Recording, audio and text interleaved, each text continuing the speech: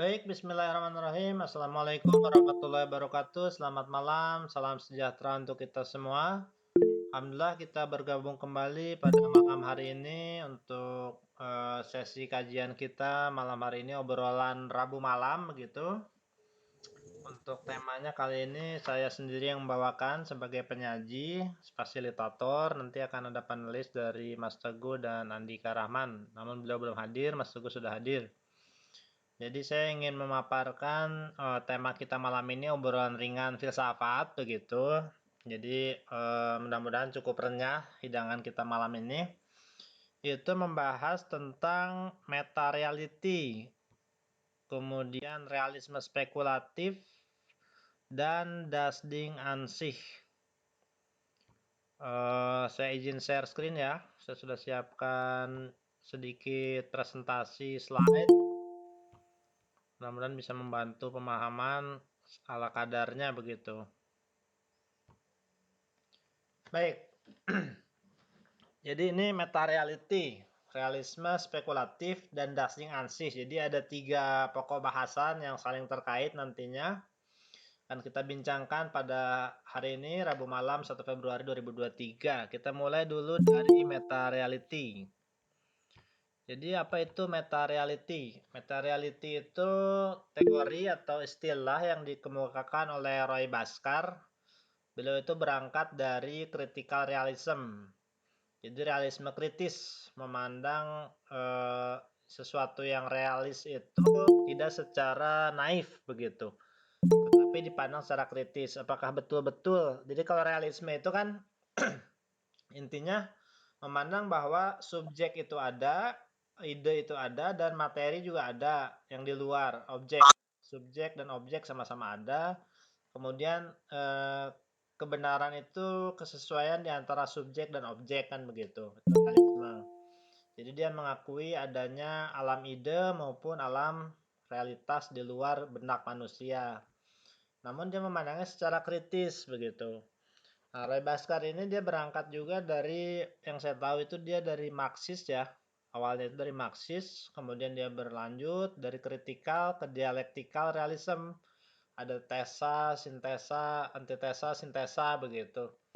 Jadi kenyataan itu diungkap melalui proses-proses yang sifatnya dialektis. Sampai dia berlanjut di usia yang lanjut, agak tua, sekarang beliau sudah almarhum, sudah meninggal. Itu dia ada semacam peralihan dari Marxis ke kearifan timur, metarealisme ini. Bahwa ada sesuatu realitas yang absolut begitu, yang absolut yang melampaui realitas keseharian begitu. Nah, pokok pikirannya adalah bahwa critical realism ini memandang realitas itu lebih besar atau sama dengan pengetahuan. Dan pengetahuan itu lebih besar atau sama dengan bahasa. Dalam satu pengertian ialah bahwa bahasa itu bisa mengkomunikasikan pengetahuan atau mereduksinya lebih kecil atau sama begitu. Tidak mungkin lebih besar daripada pengetahuan, tapi bisa menyamai sehingga ada akses dari bahasa terhadap pengetahuan. Demikian juga kita bisa mengetahui realitas, pengetahuan itu selalu lebih kecil atau sama dengan realitas. Jadi bisa mengakses realitas. Namun realitas itu biasanya lebih besar atau sama dengan pengetahuan begitu. Jadi ini rumusnya, realitas lebih besar sama dengan pengetahuan, pengetahuan lebih besar sama dengan bahasa atau kata-kata atau komunikasi. Begitu. Ini dari Roy Bhaskar. Dari sini muncul dualitas subjek-objek yang sebelum metarealisme itu ya. Dari kritikal maupun dialektikal realisme itu memandang realitas itu diketahui atau disadari oleh subjek terhadap keberadaan objek yang berbeda antara subjek dan objeknya. Jadi ada dualitas di situ. Interaksi atau interferensi atau itu ya, kesaling terhubungan begitu antara subjek dan objek inilah yang menghasilkan pengetahuan begitu. Mengetahui objek si subjek ini gitu. Jadi ada dualitas. Di sini ada dualitas antara subjek dan objek.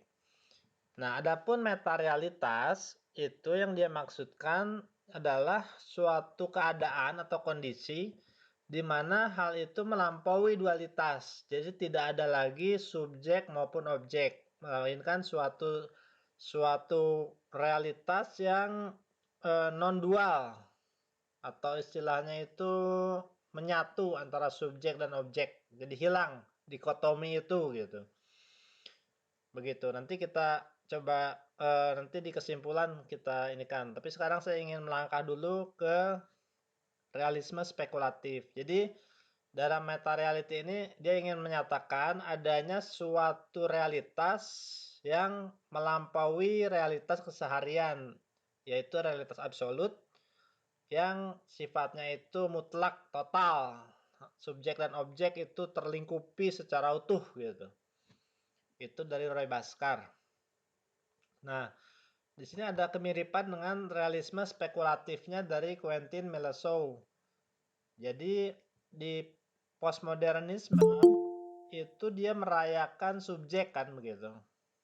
Jadi apapun itu tulisan, ajaran, doktrin ataupun pidato seseorang itu setiap subjek itu berhak untuk menafsirkan ulang, memaknai sendiri dan untuk memberi posisi-posisinya begitu. Sehingga dirayakan keberagaman di postmodernisme itu. Sampai satu titik di mana seolah-olah dia menihilkan begitu, menihilkan realitas yang mutlak, adanya realitas objektif yang sebagai acuan dari pengetahuan begitu. Setiap subjek itu berhak berbicara atas dirinya sendiri, menafsirkan. Postmodernisme kan begitu. No history, no reference. Jadi pengetahuan itu tersebar, semua orang berhak untuk mengkreasi pengetahuannya masing-masing. Nah, Quentin Melasou ini kalau nggak salah dari Italia, filsuf Italia tahun 2020 kemarin itu, dia bersama kawan-kawan yang lain itu membentuk semacam gerakan realisme spekulatif, ingin mengembalikan adanya realitas objektif yang dia itu terlepas dari pengetahuan manusia. Diketahui ataupun tidak, realitas itu, objektif itu tetap ada begitu. Nah, jadi dia ingin membubarkan pesta postmodernisme yang dirayakan itu. Nah, dia itu mengkritik adanya suatu paham korelasionisme, yaitu ada itu harus ada korelat. Sesuatu itu dikatakan ada hanya kalau diketahui, ada korelasinya dengan subjek begitu. Kalau tidak diketahui maka dia itu dianggap tidak ada begitu. Nah, di luar itu, di luar korelasionisme, ia ingin mengajukan bahwa ada sebagai ada itu sendiri terbebas dari korelasinya dengan subjek begitu. Artinya, sesuatu sebagaimana dirinya itu baru dikatakan dirinya adalah sesuatu itu ketika dia itu terlepas dari hubungan dengan subjek. Justru dirinya itu menjadi hakiki ketika tidak dalam jangkauan subjek begitu, tidak dalam korelat hubungan dengan subjek. Baru itu dikatakan objektif begitu. Jadi disebutnya spekulatif, seolah-olah dia mengandaikan adanya sesuatu di luar sana, objektif begitu, tapi tidak ada jangkauan korelasinya dengan pengetahuan manusia, makanya disebutnya spekulatif begitu. Namun dia kemudian pada berikutnya memaparkan bahwa sebagai kandidat yang paling memungkinkan untuk realisme spekulatif ini, untuk keluar dari korelat adalah matematika. Karena disiplin matematika itu sebagai kandidat utama di mana 2 tambah 2 misalkan itu selalu 4. Terlepas ada orang mengetahui atau tidak begitu.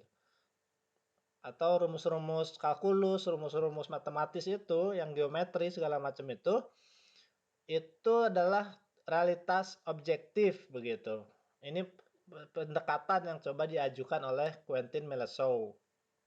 Nah, perbincangan kita tadi tentang meta reality, realisme spekulatif, bebasnya dari korelat, itu mau tidak mau akan mengingatkan kita pada istilah dari Immanuel Kant, yaitu Das Ding an sich ya.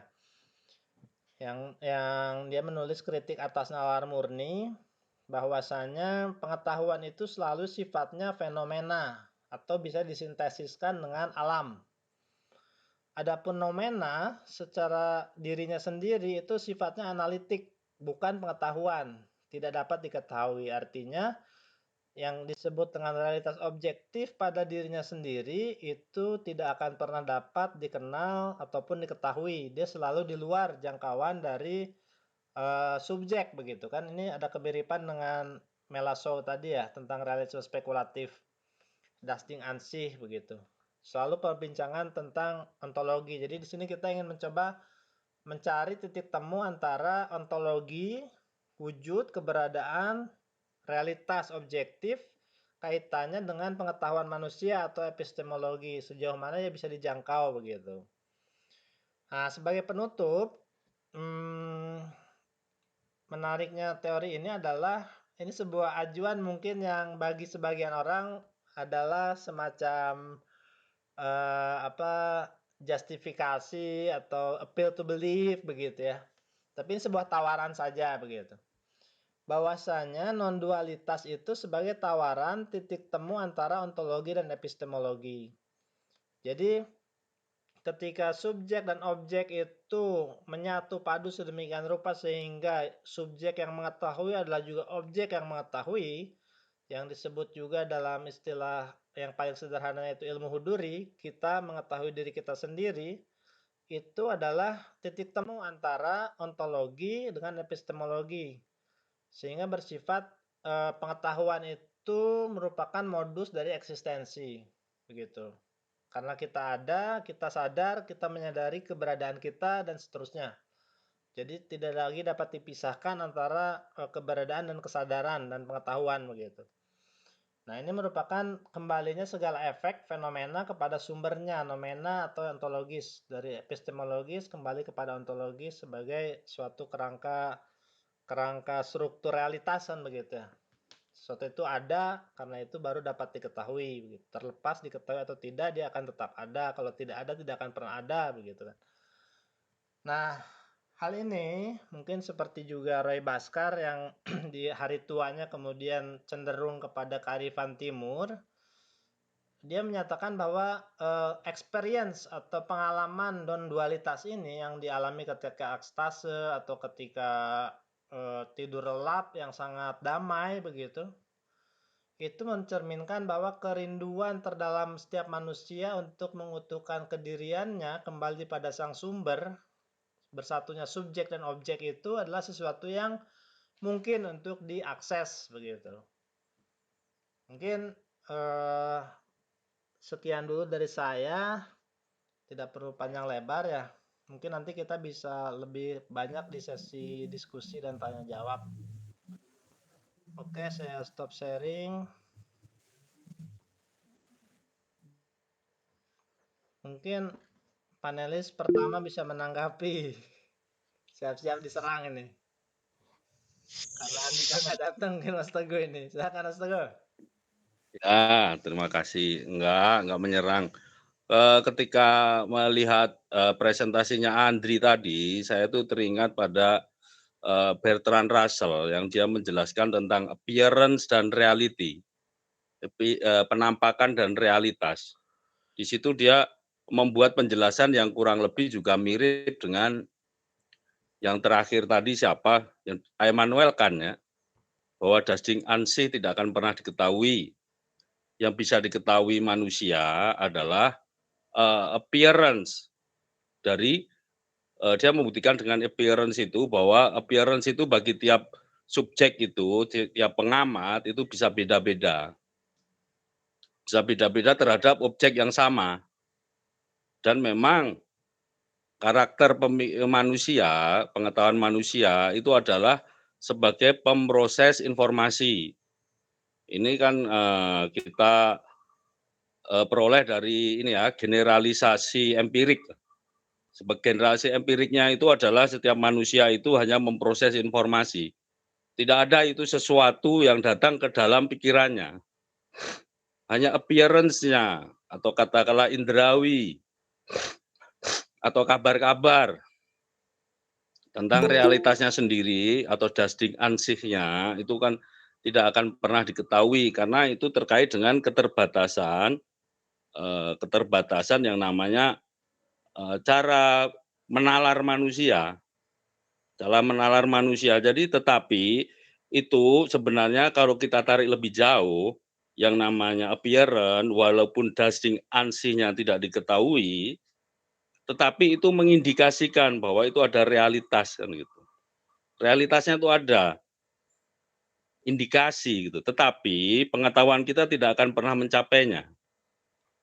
Karena kita adalah manusia yang memproses informasi. Seperti ilmu huduri itu kalau diterapkan ke dalam diri manusia, siapapun juga, maka kita tidak akan menemukan bukti bahwa ada manusia yang bisa melampaui batasnya, batas-batas pikirannya. Dalam hal ini kan batas penalaran logisnya dan sebagainya. Oleh karena itu, karena ada indikasi bahwa realitas itu ada. Itu poinnya menurut saya ya. Poinnya realitas itu ada, tetapi realitas itu, seperti apa adanya realitas, itu kita tidak akan pernah mengetahuinya. Hatta terhadap diri kita sendiri. Karena diri kita sendiri ini kita hanya sudah dibuktikan oleh sains, kita itu lebih banyak sebagai merasa.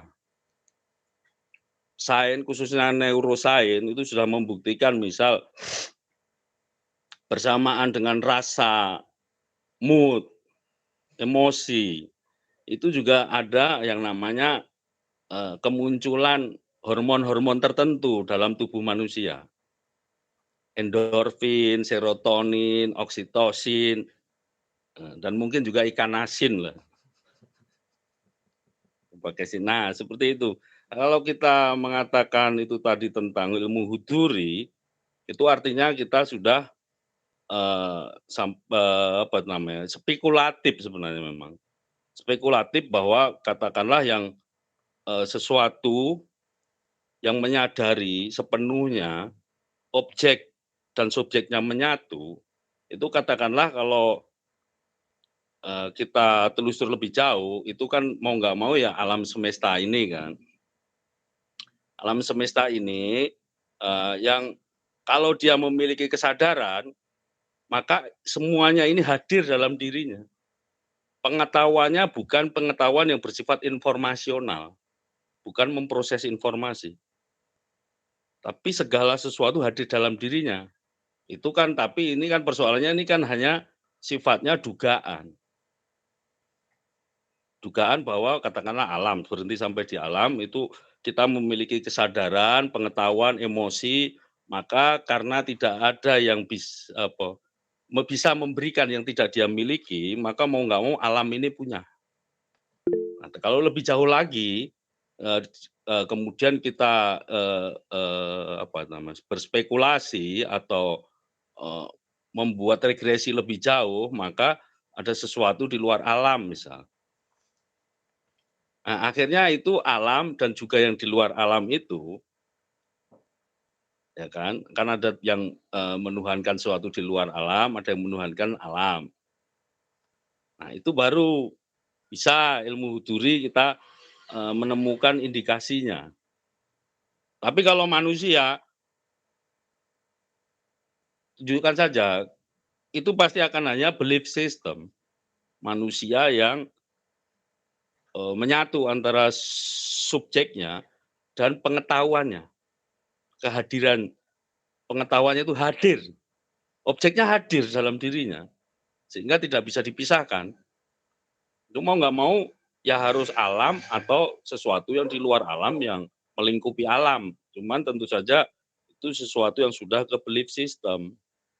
Oleh karena itu sebenarnya semua pemaparan tadi itu, bisa kita lihat ada aspek benarnya, aspek kesesuaiannya lah, kita temukan korespondensinya. Namun apakah tetapi ya itu tadi, apa namanya, semuanya dalam skupnya masing-masing itu tadi, bahwa ada sesuatu, ada realitas di luar pengetahuan kita atau katakanlah yang, kita pun, pengetahuan kita pun ada dalam dirinya. Bahwa semua alam pikiran kita ini juga hadir dalam dirinya. Nah, mau nggak mau kan itu jelas alam lah. Kalau kemudian mengkreasikan sesuatu di luar alam lagi, itu masuknya sudah ke belief system. Jadi sebenarnya kesimpulan saya, itu sebenarnya ya semua benar-benar saja itu tadi, bahwa realitas tidak pernah kita ketahui, ya kan. Indikasi bahwa ada realitas, di luar sana lah, di luar pikiran kita lah. Itu kan juga sudah kita buktikan, cuman seperti apa, itu kita hanya bisa memprosesnya sebagai suatu informasi atau dalam bentuk penalaran-penalaran logis. Kalau kemudian kecenderungan orang itu tadi beberapa, ahli, tokoh itu tadi yang memiliki kemudian ke arah ketimuran, yaitu dengan cara yang bukan penalaran lagi, mereka mengandalkan zauk lah, intuisi, cita rasa. Yang mana itu juga tidak bisa dipertanggungjawabkan. Itu hanya akan menjadi sebuah, pernyataan-pernyataan esoteris subjektif yang kita tidak tahu benar salahnya atau itu hanya delusi. Dan kita sebagai, manusia yang berpikir, itu ya seharusnya juga tidak pada tempatnya untuk percaya begitu saja juga. Karena itu kan murni, kalau nggak delusi ya memang benar. Cuman kalau benar nggak ada buktinya juga, gitu. Oleh karena itu memang yang harus kita pertimbangkan itu adalah fakta-fakta yang kita ketahui. Tapi bukan berarti yang tidak kita ketahui itu tidak ada. Tetapi kita bisa, melakukan, siapa itu namanya, inferensi, sesuatu itu ada indikasinya nggak sih untuk ada. Kalau di Bertrand Russell kan bilang dari appearance kan kita bisa memahami indikasi adanya sesuatu di luar pikiran. Jadi kalau semua tadi itu kalau diramu, ya begitulah kenyataannya, begitulah. Kita bisa mengatakan itulah indikasi, begitulah kenyataannya.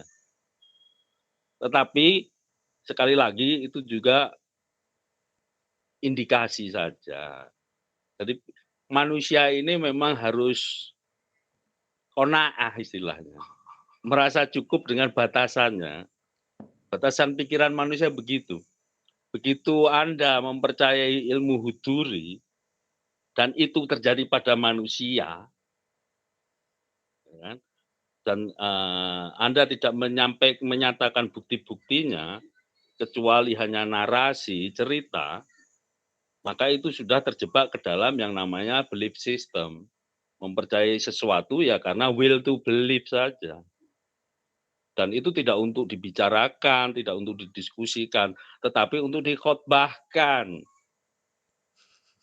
Ketika orang percaya, itu judulnya adalah, kalau kurang dari 100 tahun mungkin disebut sebagai kultus. Kalau usia kepercayaan itu sudah lebih dari 100 tahun, dia biasa disebut dengan religion. Kurang lebihnya gitu Mas Andri. Jadi saya tidak menanyakan apapun, enggak menanyakan apapun, hanya, membuat kesimpulan umum aja dari pembicaraan tadi, kecuali tentang ilmu huduri. Ada manusia yang, bisa, apa namanya, tidak terpisahkan antara subjek dan objek. Karena bahkan terhadap dirinya sendiri pun, banyak hal yang sebenarnya tidak menyatu. Coba, seseorang disuntik dengan, narkoba yang menghasilkan efek ilusi, halusinasi, maka dia akan merasa halusinasinya itu nyata. Padahal itu adalah efek dari, zat-zat di dalam tubuhnya. Nah, seperti itu Pak Andri. Baik, terima Andika. kasih Mas Teguh untuk serangan-serangannya. Enggak ya, enggak nyerang ya, enggak jadi nyerang. Oke, selanjutnya panelis kedua Bung Andika, ini yang pertama harusnya tadi enggak. Silakan Bung Dika. Ya, terima kasih ya. Mohon maaf saya terlambat. Jadi terkait, apa namanya, siapa tadi nama tokohnya, Bang Andi? Roy Dokter Baskar. Riyadi? Hah? Roy Baskar. Ya, Roy Baskar. Terus tadi dikaitkan dengan Quentin Marusok, dikaitkan dengan Immanuel Kant.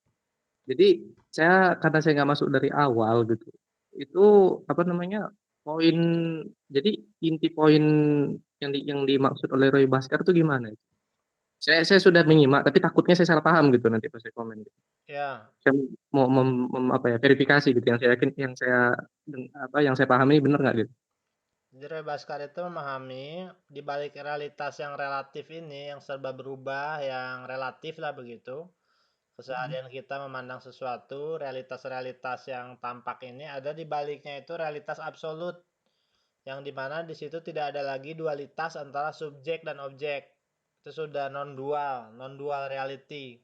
Kalau di Mhm, Hindu itu ada istilahnya Advaita, tidak dual, non-dual gitu. Jadi mhm, menyatu mhm. antara subjek dan objek. Itu meta reality itu. Disitulah realitas absolut, katakanlah divine gitu, Tuhan. Oke, terus tadi yang ngasih contoh dengan matematika itu siapa? Buku-buku matematika itu? Itu Quentin Meleseau. Dia Kalau menyatakan, dia gimana? menyatakan bahwa realitas objektif yang hakiki itu pasti tidak punya korelat dengan appearance kalau dalam Bertrand Russell itu, karena kalau ada appearance itu berarti ada kesan-kesan, ada intervensi subjek terhadap objek. Mmm, Nah, untuk keluar dari dilema itu, dia mengajukan matematika, karena matematika itu sudah tidak ada korelat lagi antara subjek dan objek. 2 tambah 2 itu selalu 4, begitu contohnya. mhm. Oke, oke, oke. Jadi Roy Baskar ini pengen, menyatakan bahwa ada loh sesuatu yang objektif terlepas dari pengetahuan kita, dia tetap begitu gitu ya, terlepas dari kesan kita begitu ya, kira-kira begitu. Ya, Nah, saya mau komentar saja kalau kaitannya dengan, realitas ya, realitas objektif. Sebenarnya ini susah juga kalau kita ngomong realitas objektif ini. Sekarang ketika kita bicara realitas, itu ada realitas empiris dengan realitas non empiris ya, atau alam ide, kira-kira seperti itu. Nah, untuk realitas empiris sendiri ini, masalah menurut saya, karena realitas empiris ini tidak pernah bisa kita pastikan, ya kan, dasting ansihnya atau nomenanya tadi itu. Karena benda itu yang kita saksikan itu kan fenomena gitu loh, yang kita saksikan itu fenomena, dasting furmih, benda sebagaimana menampak pada kita. Tapi dunia nomena itu kalau dalam pemikiran Immanuel Kant, dunia nomena itu kan tidak pernah bisa kita akses. Tapi kita kita hanya tahu dia ada gitu. Dia ada, tapi seperti apa ya nggak tahu gitu. Seperti katanya Bang Teguh tadi gitu loh. Jadi das ding ansih itu ya benda pada dirinya sendiri itu ya ada, cuman bagaimana ya nggak tahu. Yang kita tahu yang kita kesan. Tapi aslinya ya embuh kan gitu. Nah, cuman sebenarnya ini juga suatu masalah sebenarnya. Ketika dibilang nomena itu ada, sekedar ada gitu ya. Bagaimana entahlah pokoknya ada gitu. Bagaimana kita bisa yakin dia ada seperti itu? Bagaimana kita bisa yakin dia ada? Kita yakin dia ada dari mana? Oh, karena saya mengindra begitu. Saya mengindra sendal misalnya. Nah, jadi sendal yang saya indra ini tentu ada dong, gitu loh di realitas. Meskipun sendal yang saya indra, yang saya kesan dengan sendal yang ada di realitas boleh jadi beda. Dusting Furmi dengan Dusting Ansih gitu kan. Cuman setidaknya sendal itu ada. Menurut saya belum tentu. Boleh jadi ya memang gak ada sendal itu. Seperti kita ngeliat Fata Morgana kan, ya memang gak ada airnya gitu loh. Jadi jangan-jangan memang gak ada dunia nomena itu. Jangan-jangan gak ada realitas itu gitu loh.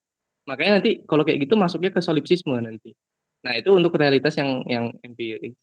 Kalau realitas yang non empiris seperti tadi apa Quentin Malosok mengaitkan dengan matematika, saya sebenarnya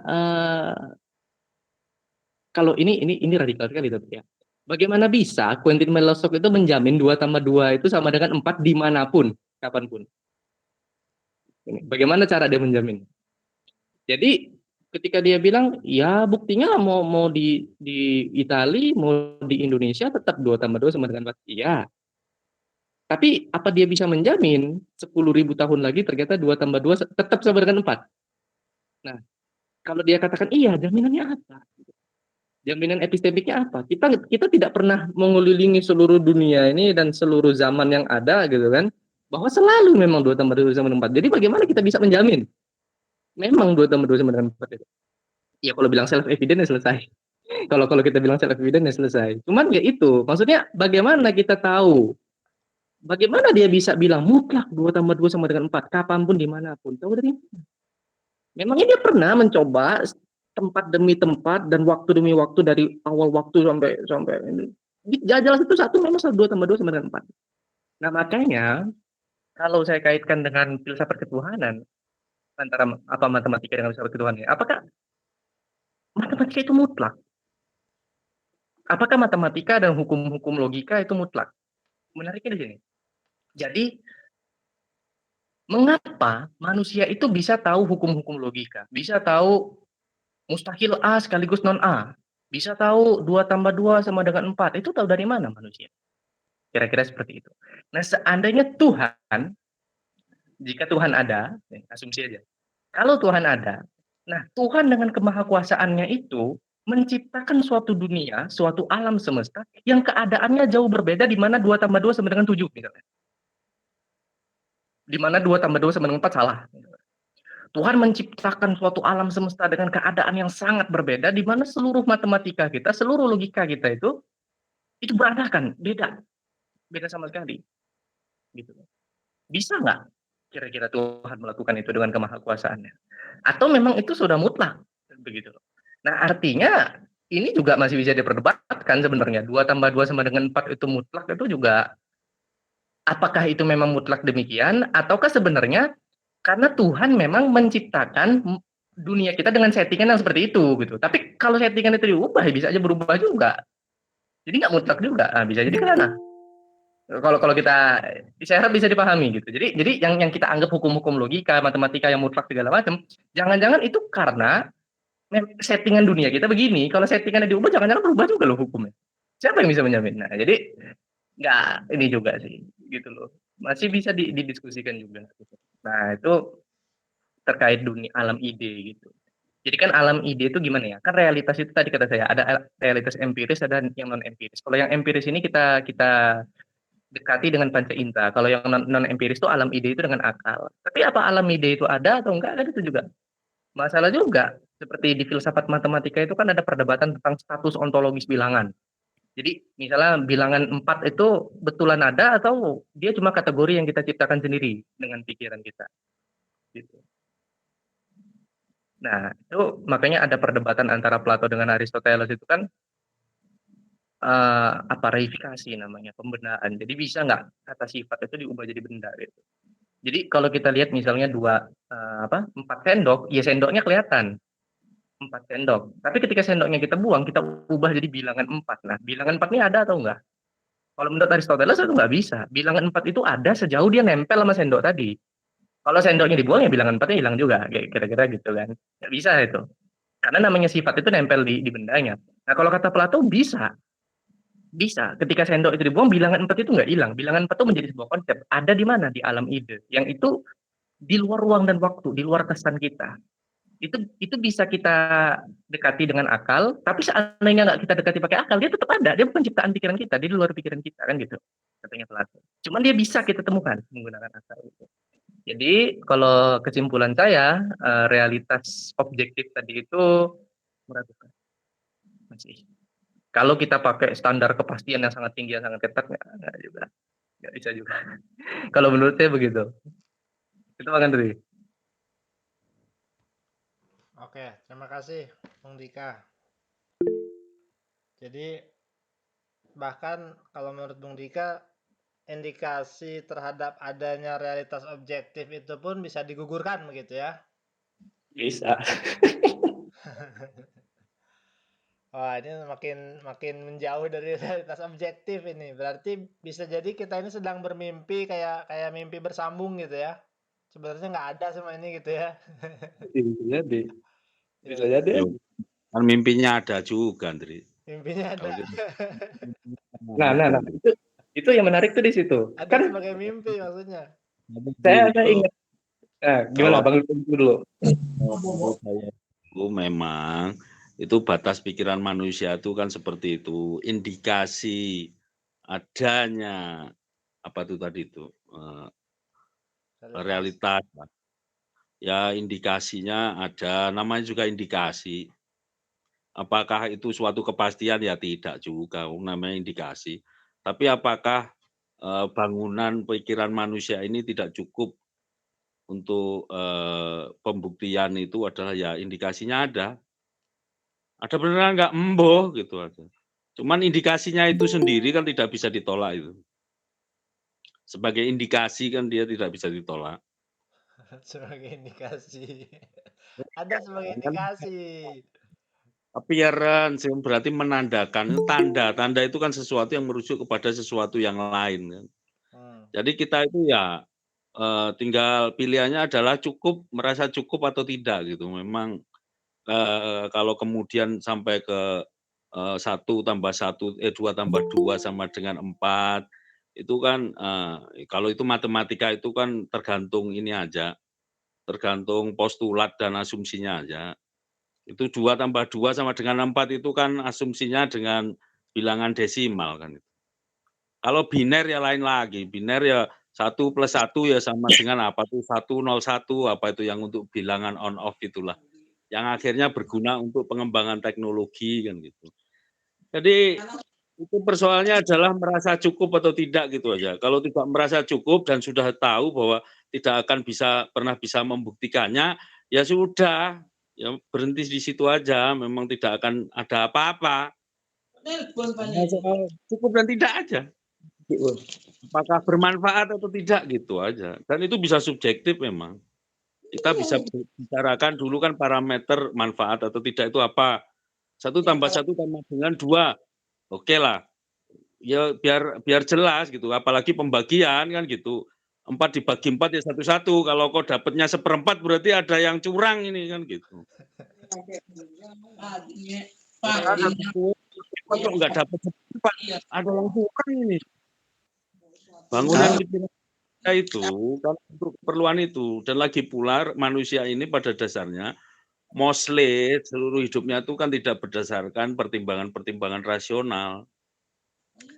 Hanya hal-hal tertentu dan penting yang perlu untuk pertimbangan rasional. Jadi menurut saya memang mengetahui realitas apa adanya, apalagi menghayalkan Huduri, apalagi menghayalkan Andri ini memiliki kemampuan ilmu Huduri sehingga saya harus mentaatinya, saya harus memujanya, harus membacakan sholawat setiap saat kepada Andri agar saya selamat. Nah itu sudah overthinking, over imagination. Ini ada tokoh yang disindir ini. Ada tokoh yang disindir ini. Cuman Apa cuman tuh? dia pinter, dia nggak kena delik. Ada tokoh yang disindir itu sebenarnya. Ini bagus, nggak kena delik. Jadi begitu, itu persoalan cukup dan tidak cukup aja. Jadi itu Jeff itu sudah, raise hand itu, coba dikasih kesempatan itu. Jeffrey. Jeffrey lagi ya. Silakan Jeffrey. Ya, ini apa? Saya mau tanya tentang bagaimana caranya supaya kita mengetahui bahwa ada realitas di luar realitas sekarang. Minta penjelasan secara mendalam lagi. Yang tentang apa di luar realitas yang saat ini nih. Gitu. Ya. Materi dalamnya lagi begitu. Kayak belum ada gambaran sama sekali yang tentang itu. Jadi Ayo. saya memahaminya Roy Bhaskar itu kan, Roy Bhaskar itu tadi kan dia punya diagram itu bahwa realitas itu lebih besar atau sama dengan pengetahuan. Kemudian pengetahuan itu lebih besar atau sama dengan bahasa. Nah ini, jadi Baik. ketika kita mengetahui bahwa ketika kita berkomunikasi gitu kan, pengetahuan kita itu kan berakumulasi ya, yang tadinya tahu sedikit, dikomunikasikan lagi, makin kenal, makin tahu apa yang dimaksud gitu kan. Berarti pengetahuan ini bertambah seiring dengan bahasa yang terus dikomunikasikan. Jadi pengetahuan itu lebih besar daripada bahasa. Nah, di situ diasumsikan berarti ada pengetahuan-pengetahuan yang melebihi bahasa begitu. Dan demikian juga pada halnya dengan realitas terhadap pengetahuan. Kita mengetahui sendok misalkan gitu kan, kita teliti bahannya apa, kita tambah pengetahuan lagi. Realitasnya itu selalu lebih besar atau paling maksimal itu sama dengan pengetahuan. Tidak mungkin kita mengetahui lebih melebihi realitas kan gitu.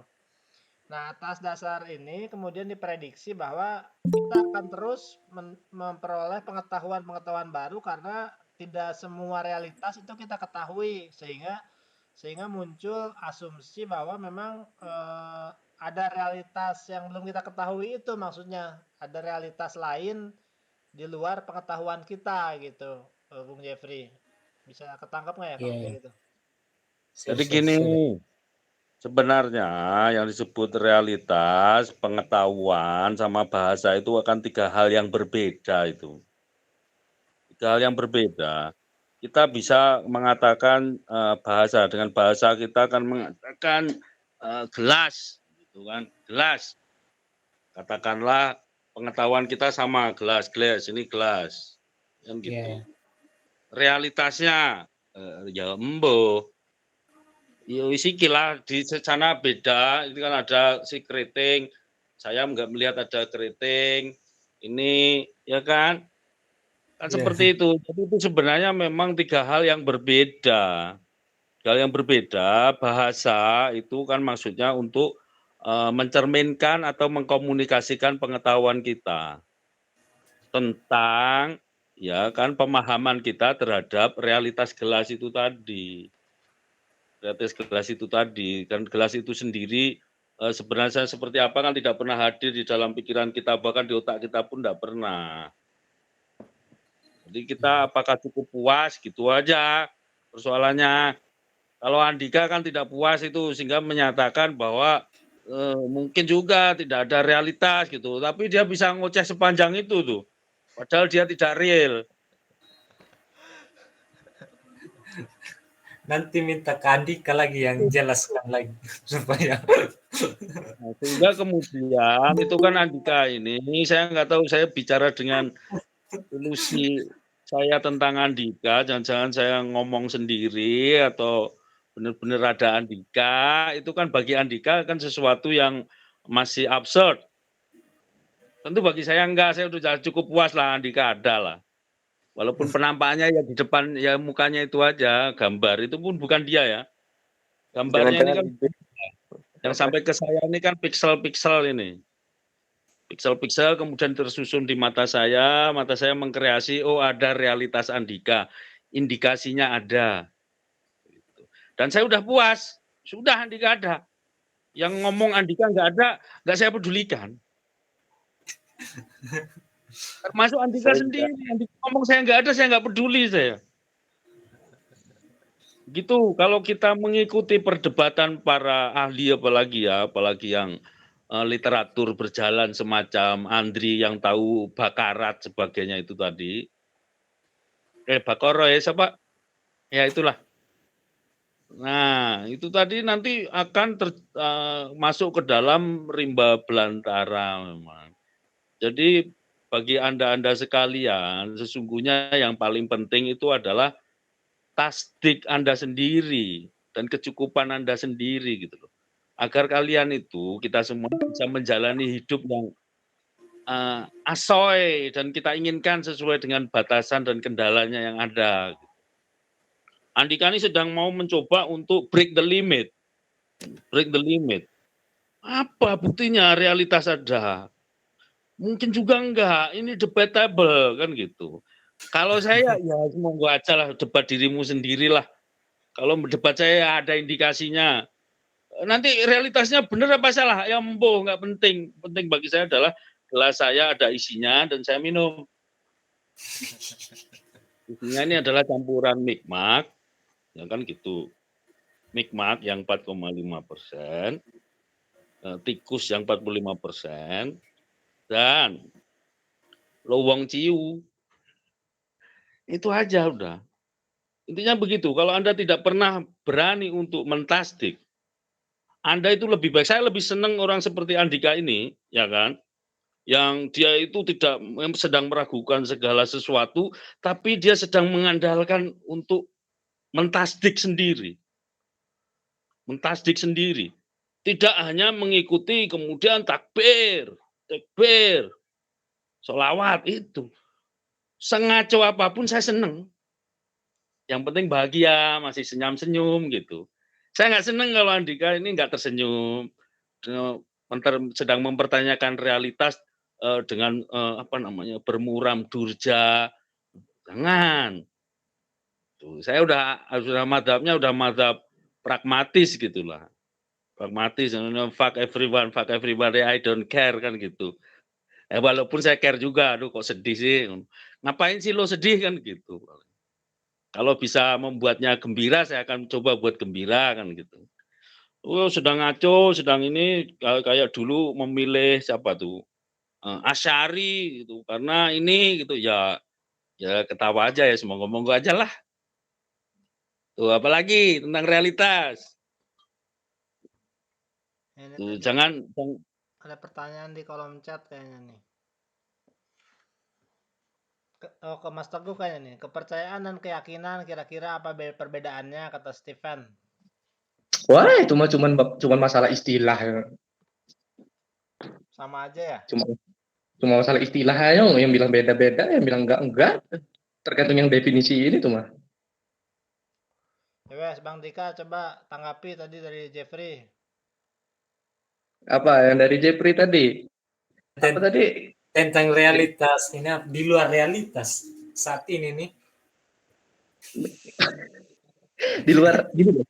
Realitas itu kan sesuatu di luar diri kita. Nah, kalau sudah di luar realitas tuh gimana? Ya pokoknya semua yang di luar diri kita ya itu realitas namanya. Kayak gitu. Jangan gitu aja. Ini Bang Teguh coba ditanggapi dulu itu keyakinan sama kepercayaan tuh beda apa sama, kalau beda gimana? Sendok yang empat tadi tuh. kepercayaan dan keimanan. Ya itu kan suatu hal yang biasa kita kalau misal ngomong Andri nih, Andri ngomong aku lagi nggak punya duit, ya aku percaya, masa aku imani. Itu kalau orang yang ngomong saya mengimani apa namanya, ada teko yang melayang-layang di antara bumi dan Mars, gitu kan, tekonya Bertrand Russell itu mengimaninya ya oke dah. Soalnya saya nggak bisa membuktikan Anda salah, dan Anda juga nggak bisa membuktikan Anda benar gitu kan. Karena siapa tahu di sana ada meteor berbentuk teko kan juga, kita nggak tahu.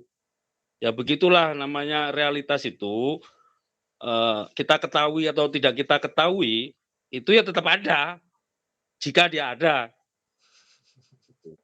Persoalan utama bagi manusia itu sesungguhnya, realitas itu bermanfaat nggak sih? Adanya teko di atas sana dan tidak ada itu manfaatnya apa? Oh, kalau saya mengimaninya nanti saya akan diselamatkan oleh teko. Ketika saya mati, saya akan diberi syafaat oleh si teko kalau saya mengimaninya, gitu. Misal gitu kan. Ya, ya nggak apa-apa juga kalau itu membuat hidup Anda tenang sesungguhnya. Toh orang lain nggak akan bisa membuktikan kepercayaan Anda itu salah, iman Anda salah. Itu iman biasanya ya. Saya mengimani gitu kan. Tapi kalau saya percaya, eh, ya, ya mirip juga dalam hal ini. Itu hanya penggunaan istilah-istilah yang lazimnya aja, kelaziman. Jadi istilah itu ada yang lazim, ada yang tidak lazim. Kalau tidak lazim berarti Anda harus memberikan pengertiannya agar orang lain memahami. Sehingga kita bisa bersepakat, kita sedang membahas hal yang sama. Jangan Anda sedang membahas apa, saya sedang membahas apa, nggak akan nyambung. Itu pembahasan yang nggak ada gunanya. Itu Stephen berasumsi itu.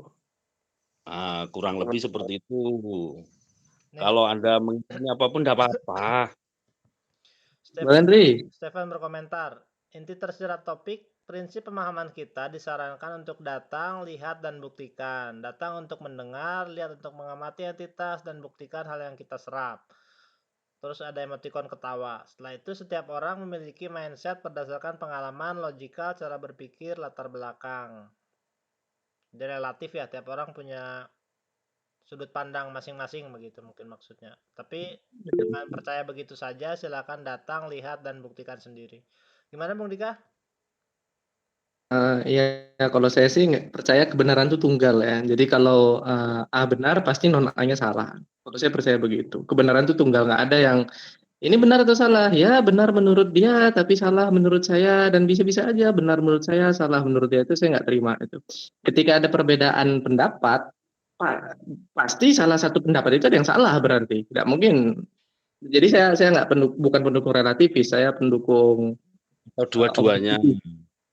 Kebenaran itu tunggal kalau kata saya. Nah, cuman kebenaran tunggal itu bisa ditemukan atau enggak? Nah, itu bisa enggak gitu loh ditemukan kebenaran itu. Hafid, Nah, Bang silakan. Andri, Hafid, angkat ini tangan silakan. ini bisa nggak Bang Andri kita Google Meet-nya di ini lagi Bang Andri? Ini Google Ini udah mau habis nih. tinggal 4 menit lagi. Kita lanjut ke Bentar lah. sesi 2 ya. Nah, Nanti bisa nggak kalau sesi dua? Ini kita lanjut dulu baru atau di apa nih? Ya nanti kalau coba Bang Andri gimana? Kalau habis langsung masuk ke link yang mana? Biar jelas. Itu ada link kedua kan yang jam 9 sampai jam 10 di link sesi kedua itu di postingan di grup ya. Oh berarti saya langsung ke yang kedua aja nanti nanyanya. Iyalah kedua aja ya. Kita tutup dulu ya biar nggak kepotong ya Hafid ya. Langsung masuk Yaudah. Hafid ya. Sip. Yuk kita pindah ke sesi kedua. Terima kasih semuanya.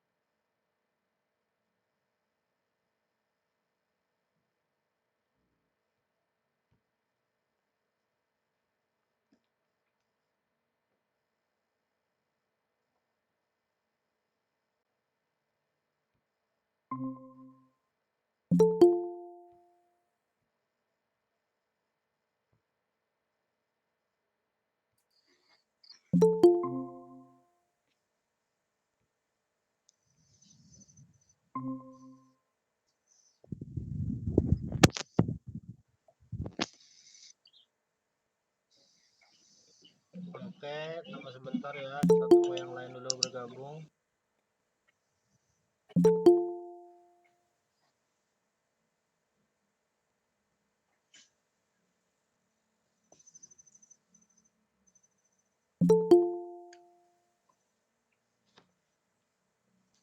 Kita tunggu beberapa saat lagi. Mohon bersabar nih masih berdatangan dari sesi 1 ke sesi kedua. dari aplikasi Dari satu aplikasi kedua Harimau, yang sama. aplikasi yang sama. Iya. Jadi ini cuma sejam ya, Bang Andri ya sekarang? Iya, sejam. Ya termasuk aplikasi ini kan indikasi bahwa programming itu benar gitulah, akan membawa manfaat yang namanya indikasi itu. Indikasi, Ada soalnya indikasi. buktinya ya inilah kita ngobrol inilah buktinya. Jadi kalau suruh merangkai dalam bentuk kalimat pembuktiannya ya memang nggak bisa karena memang bahasa itu lebih kecil daripada pengetahuan ya Andri ya. Oh, mengakui sekarang. Iya benar kan aku mengakui. Tidak semua yang diketahui itu bisa dibahasakan. Katanya beda, Tidak bisa. tadi realitas yang berbeda. 3 realitas yang berbeda. Makanya kita harus memakai sintaksis dan gramatikal yang baik, yang diksi yang tepat, agar apa? Agar kita bisa ngobrolnya tuh asik. Itu walaupun kita sedang menghina sesuatu, jangan sampai kita kena pasal kan gitu. Kan tadi sudah Oke. banyak tuh. Oke. Nah, contoh-contoh Teko dan sebagainya tadi itu kan contoh untuk Andika itu. Kok gua sih Bang? Ya, contoh, Andri, contoh Andika. Kan yang pernah nanya kan Andika. Oh iya, iya, iya. Ya karena gue Contoh-contoh. mencari kebenaran sejati. Gue mah nggak fanatis orangnya. Iya, itu yang saya suka. Walaupun kita suka berbeda pendapat, tapi ya tetap asik-asik aja. Oke, Karena kan tidak. Milan. Kita mulai ya. Nah, Ayo Hafid, yo. ayo masuk. Silakan Hafid pertanyaannya. Oke, selamat malam teman-teman. Selamat malam. Mungkin dari ketiga hal itu saya teringat Berkeley yang mengatakan bahwa objek materi itu tidak mungkin ada sebelum kita melihatnya gitu. Jadi dia tidak mengatakan bahwa segala objek materi itu ada, melainkan ketika kita melihatnya, objek materi itu ada. Misalkan gini, ketika kita belum mengetahui Candi Borobudur itu ada, kita tidak mungkin bisa mengatakan bahwa Borobudur itu ada loh. Nah, dalam hal ini saya akan tarik ke fenomenologi dari Heidegger tentang Dasein. Dia mengatakan bahwa Dasein itu telah tersebar luas dan ya kita akan menemukan itu menjadi ketersingkapan gitu, being. Jadi objek materi itu akan menyingkapkan dirinya dan dia akan mengadakan dirinya. Dan inilah objek materi itu. Mungkin sebelum yang kita ketahui itu memang belum diketahui, memang belum ada, belum menampakkan. Nah, dari ketiga persoalan itu mungkin Dasein dari Heidegger tuh bisa menjawabnya. Kita tidak mungkin mengatakan segala fenomena itu ada sebelum kita melihatnya. Yes, memang benar sih. Pasti. Tapi kan ketika kita melihatnya baru kita mengatakan ada. Mungkin itu aja. Mohon tanggapannya. Baik, terima kasih Hafid. Cuman masalahnya gini, ketika kita akhirnya sadar bahwa ada Candi Borobudur, kita juga sadar bahwa dia sudah ada sebelum kita mengetahuinya. Itu loh. Nah, sama. Gue juga mau ngomong itu tadi. Ya, waktu kita ditemukan Candi Borobudur, kemudian batunya diteliti oleh seorang para ilmuwan, ternyata terbukti si Borobudur ini usianya udah sekian tahun. Nah, yang mana itu sudah lebih kuno ketimbang waktu kita tahu. Kan seperti itu. Nah, disitulah terbukti bahwa kita bisa mengetahui dia lebih tua usianya dari kita bahkan gitu loh. Kayak gitu. Jadi memang kita nggak bisa mengatakan sesuatu itu ada sebelum kita mengetahui, iya. Tapi tidak bisa mengatakan bukan berarti dia nggak ada kan. Kalau saya mikirnya gitu. Jadi sebenarnya gini ya, itu tuh cara berpikir manusia itu sebenarnya sudah ada batasannya, yaitu penalaran logis itu tadi bahwa katakanlah tentang Candi Borobudur itu bagaimana mengatakan ada ketika kita telah mengetahuinya, itu kan berarti itu teori kebenaran subjektif aja istilahnya. Dan bahwa itu kan beban pembuktian, terkait dengan beban pembuktian bahwa tidak adanya bukti sesuatu bukan berarti bukti tidak adanya, itu kan penalaran-penalaran sederhana saja memang. Kalau saya memang cenderung untuk kalau pada belajar filsafat atau pemikiran siapapun itu, Bakarat Cap Tikus atau apapun, itu kalau kita tidak dibekali dengan, penguasaan terhadap, cara bernalar yang lurus, artinya yang bisa dipertanggungjawabkan, ya akhirnya akan terjebak ke dalam overthinking, overimajinasi, seperti itu. Katakanlah mengatakan seperti tokoh terkenal Berkeley ngomong, "Ya Borobudur tidak ada sampai kita ketahui." Ya itu kan untukmu aja, Pak. Gitu. Bukti tidak adanya bukti itu memang bukan bukti tidak adanya sesuatu, itu sudah penalaran yang standar aja. Semua orang akan menerimanya. Jadi kalau kita membaca karya-karya yang sudah dari siapapun tokoh, yang namanya tokoh itu kan bisa dikreasi, juga bisa memang organik alamiah. Gitu. Bukan berarti selalu benar kalau sudah dikutipkan oleh Einstein, kemudian kita selalu bersolawat pada Einstein, meyakini kebenaran omongannya, narasinya, kehebatannya, bahwa dia sudah membangun peradaban yang bisa menciptakan bom atom. Padahal yang bom atom yang nyiptain bukan Einstein, Oppenheimer yang mengkreasi. Gitu. Itu pun juga punya dua. Amerika harus menipu Jepang. Untuk membuat Jepang menyerah kan Amerika menipu Jepang itu. Menipu Jepang bahwa dia masih punya stok ratusan. Coba kalau Kaisar Jepang itu tahu Amerika bocoran informasi intelijennya, Amerika cuma punya 2 bom atom, nggak akan menyerah itu Kaisar Jepang. Karena dia tahu bahwa bangsanya itu bangsa yang tidak akan pernah menyerah. Ya, lebih baik mati daripada menyerah kan gitu. Itu memang bangsa yang cukup agak gila lah kata saya ya.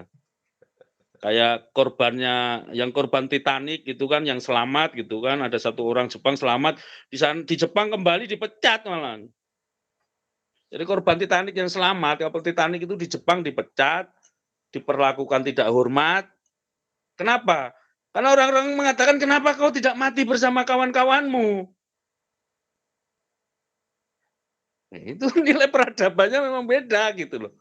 Normanya beda gitu. Kalau Anda selamat dari Titanic, di sini akan disambut. Di Jepang. Duh, kenapa sih kau nggak mati aja sih sama yang lain? Kehormatanmu di mana sih gitu. Tuh.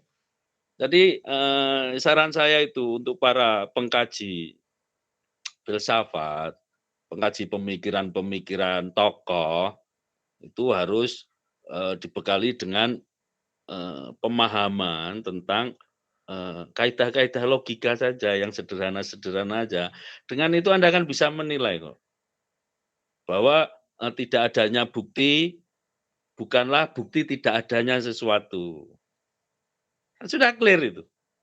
Kalau saya tidak mengetahui ada suatu piramida tersembunyi yang sekarang piramid di Mesir yang sekarang ini belum ditemukan gitu.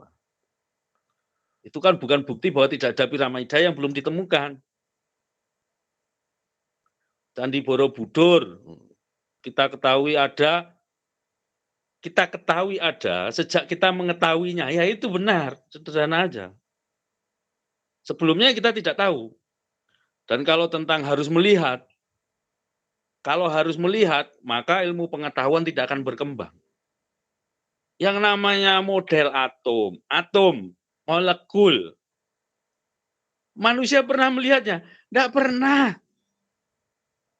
Peralatan tercanggih yang manusia buat ini tidak pernah bisa melihat yang namanya atom. Proton, neutron, elektron, semuanya itu tidak ada yang pernah melihat. Kita tuh hanya membuat pemodelannya aja. Pemodelannya pun pakai bulat-bulat aja, proton, neutron, bermuatan netral, bermuatan tidak positif.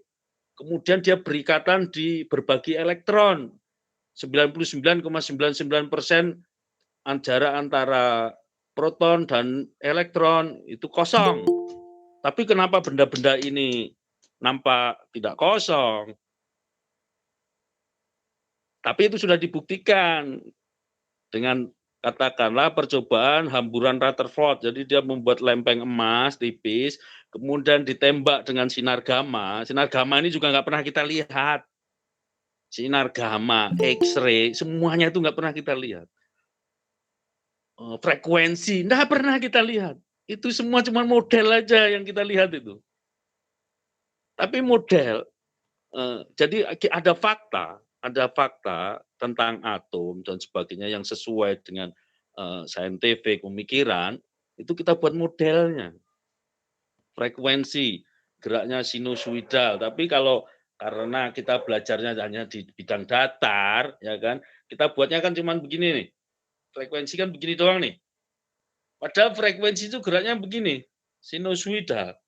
Cuma kalau sinusoidal ini kan nggak bisa kita gambar ya. Kita hanya bisa membuat mungkin di sistem 3 dimensi. termasuk teori atom itu tadi 99,99% itu ruang kosong, itu pembuktiannya itu adalah lempeng emas ditembak dengan sinar gamma. Sinar gamma, sinar jangan salah ya, yang namanya sinar itu sebenarnya frekuensi ya. Dia gelombang elektromagnetik.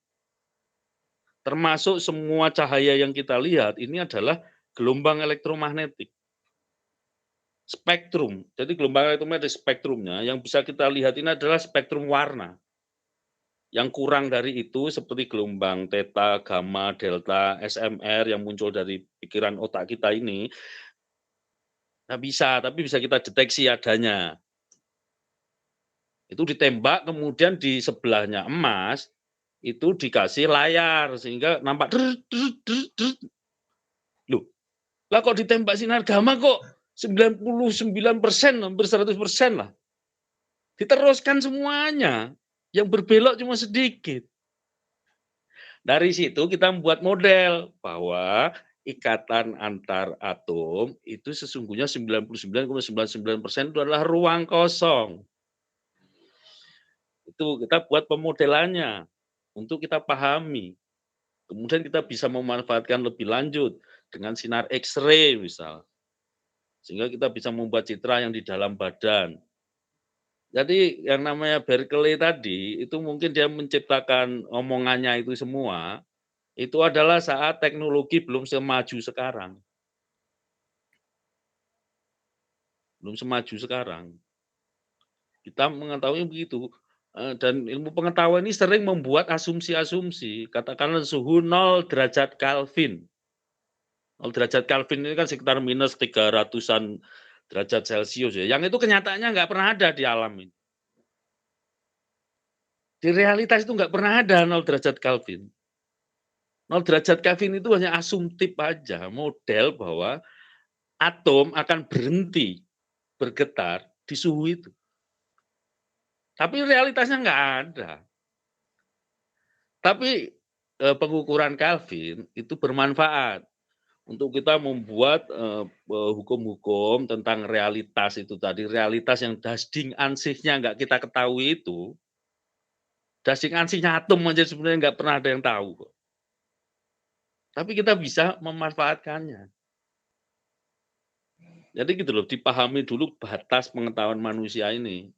Sehingga oleh karena itu imajinasi, ya kan, imajinasi tentang adanya alam setelah mati, adanya nanti peristiwa begini begitu. Itu ya karangan aja, sama seperti Freud misal. Freud itu ngomong ID apa super ego ID itu enggak ngarang apa? Yang ngarang saja itu. Bagaimana dia membuktikan ketiganya itu? Ada itu kan karangan dia, kemudian ditemukan cocok loginya kan. Psikoanalisa, Freud. Karangannya Freud aja itu.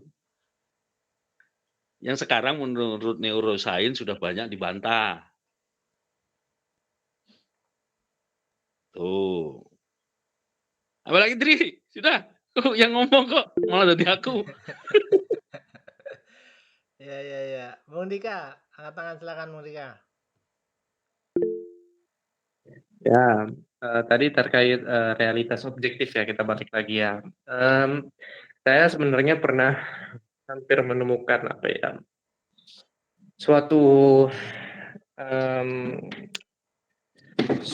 argumentasi di mana saya merasa memang realitas itu ada, begitu. Karena saya ini kan orangnya sangat apa ya. Yang pertama tadi, ketika dibilang kayak katanya Bang Andi tadi menarik kata saya, apa menurut saya, realitas di luar itu kita bisa ragukan, tapi eksistensi diri kita sendiri itu kita nggak bisa ragukan. Apa ketika ontologi sama epistemologi tadi bertemu, katanya Bang Andri, kita nggak mungkin menolak keberadaan kita kan, ketika kita menyadari keberadaan diri kita gitu. Nah pertanyaan saya, diri kita yang ada ini, kalau menurutnya Descartes itu kan substansi imaterial, jadi makanya nanti ada distingsi tubuh dan jiwa kalau nanti akibatnya dari pemikiran Descartes itu. Jadi yang dikatakan Descartes ada itu kan yang imaterial, bukan badannya loh ya.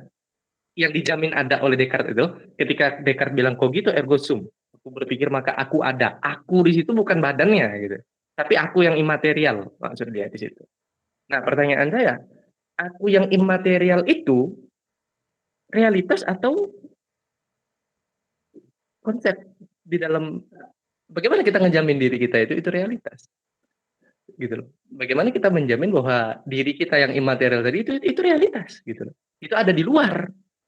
Sementara kita menyadari diri kita ada, itu kan kesadaran kita. Kita menyadari diri kita ada, nah itu kan kesadaran kita. Bagaimana kita mengklaim kita itu ada di luar, sementara itu kan cuma permainan di dalam kesadaran kita. Kok bisa kita mengklaim itu ada di luar, di realitas? Itu satu. Nah, tapi saya pernah hampir menemukan bukti yang cukup kokoh lah menurut saya. Cukup memuaskan, kalau untuk Bang Teguh pasti memuaskan menurut saya. Nah, jadi iya soalnya Bang Teguh kan cukup kelihat monitor aja dia udah percaya Andika ada. Ini udah nggak banyak nuntut loh kalau orang kayak Bang Teguh ini. Nah, jadi begini, saya pernah berpikir begini. Saya itu pernah menurunkan hukum logika sendiri di dalam kepala saya. Seperti itu. Bukan belajar dari buku loh ya.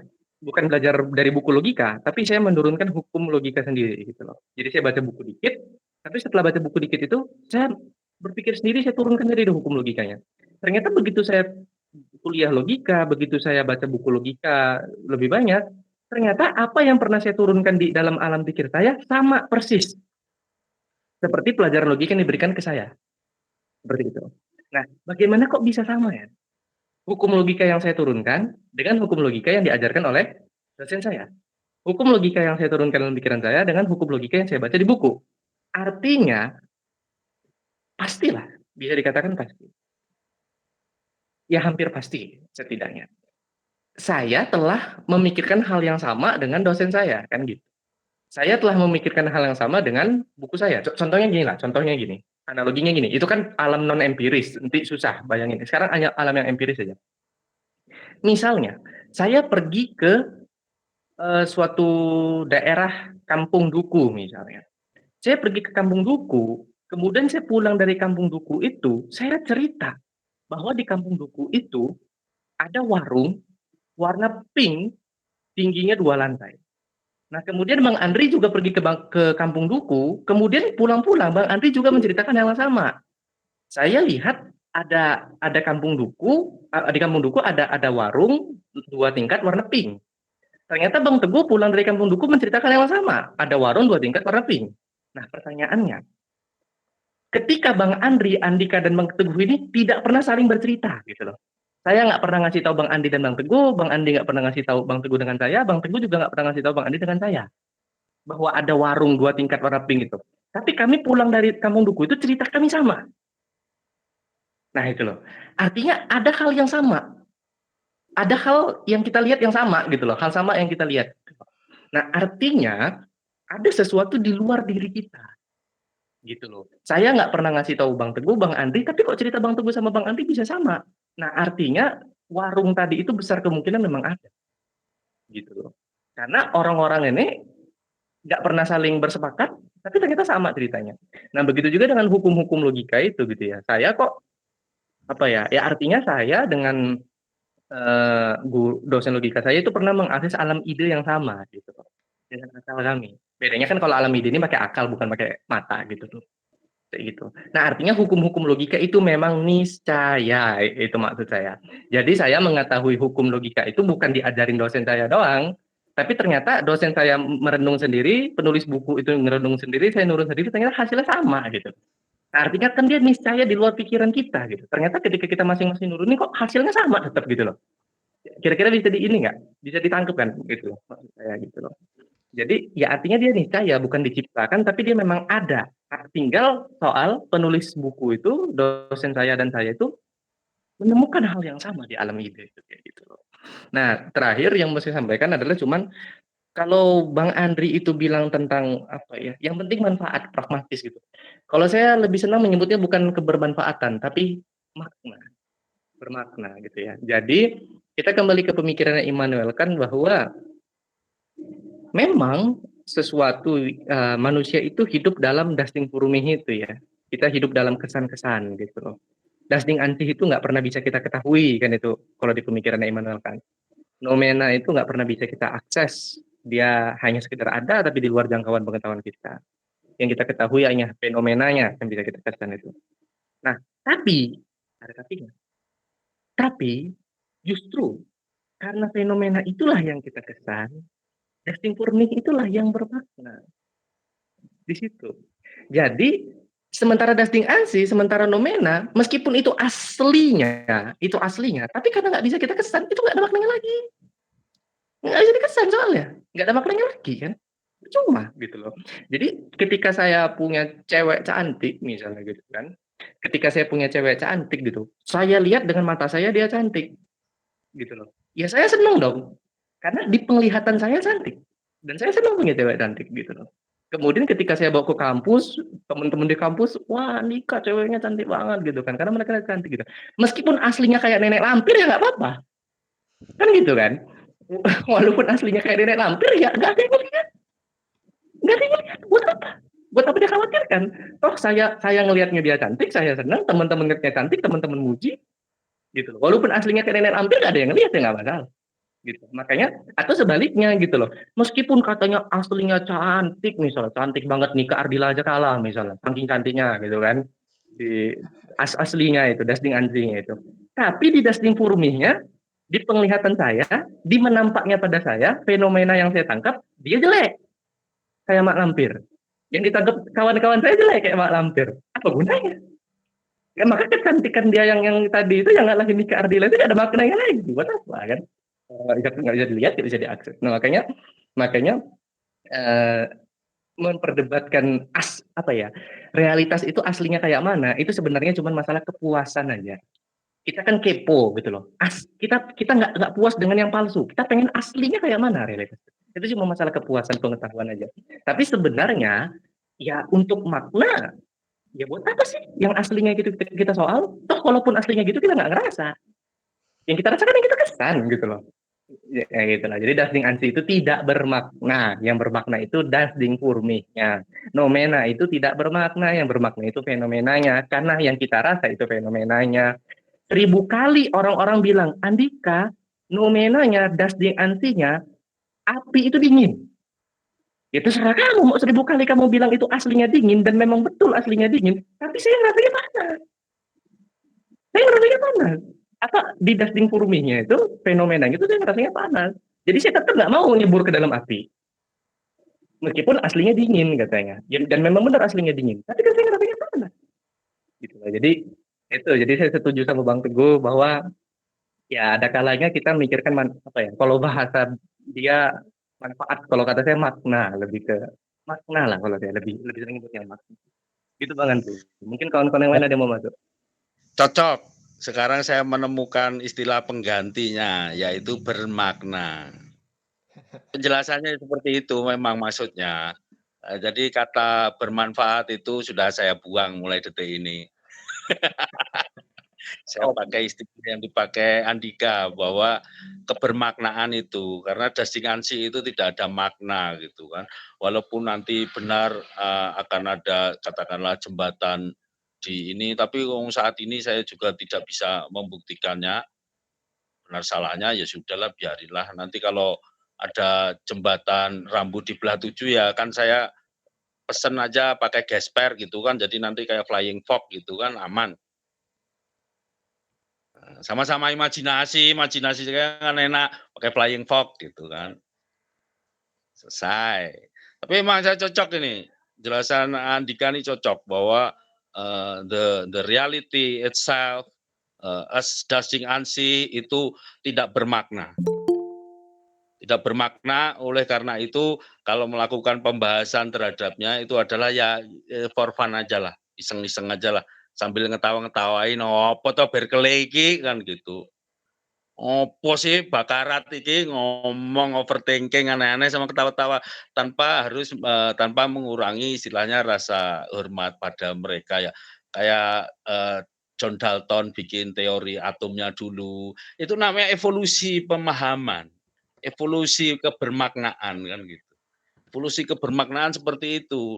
Dan sekali lagi itu tadi yang hukum-hukum logika itu memang kita ya, yang kalau dunia logikawan dan sains, itu tidak pernah menggunakan istilah create.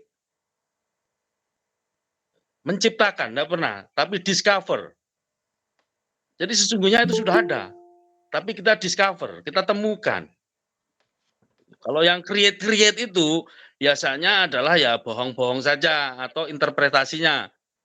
Kalau saya lihat kayak Stephen itu tadi di kolom message itu kan sering bicara tentang sains, teori-teori sains ya.